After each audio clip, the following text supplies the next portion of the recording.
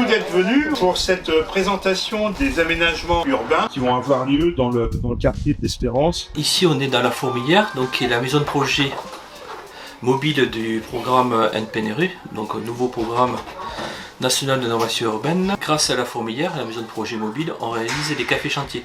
Elle a été conçue spécialement pour les recevoir. La concertation peut prendre plusieurs espaces différents.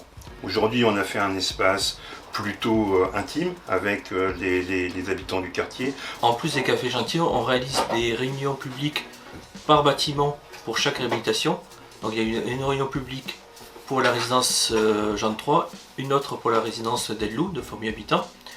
En plus, le bailleur envoie à chaque locataire un courrier avec le programme détaillé de chaque réhabilitation. On peut avoir des réunions publiques, on peut faire des balades urbaines, on peut envisager des ateliers de travail autour desquels on va réunir des enfants, des personnes âgées, des usagers de la route, des usagers du quartier. Le rôle du café chantier est de permettre aux habitants de poser toutes questions sur le programme et de pouvoir, au prochain café, avoir les réponses à leurs questions. Ou en direct. En fait, le but du café chantier, c'est de présenter les projets aux habitants, mais aussi de recueillir aussi leur impression et leurs besoins aussi, parce que tout n'est pas encore vraiment figé. Si vous regardez, la tour Jean III a été démolie, les 2 entrées basses vont prochainement être démolies. À la place, il y aura une nouvelle salle associative.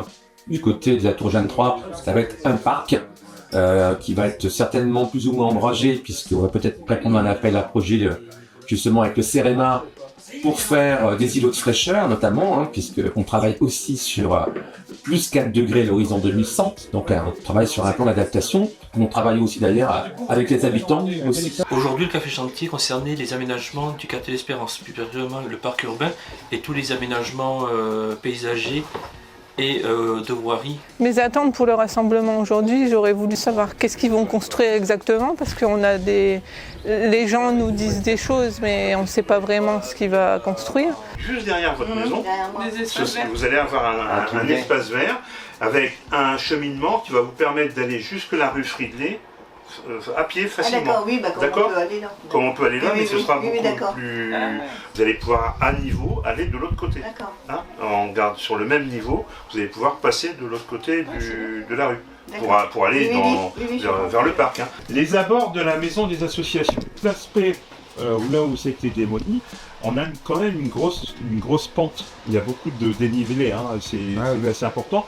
Donc tout a été pris en compte de façon à ce qu'on puisse, même au niveau des personnes à mobilité réduite, continuer de passer sans prendre d'escalier. Parce que s'il y a un escalier, c'est limite ça.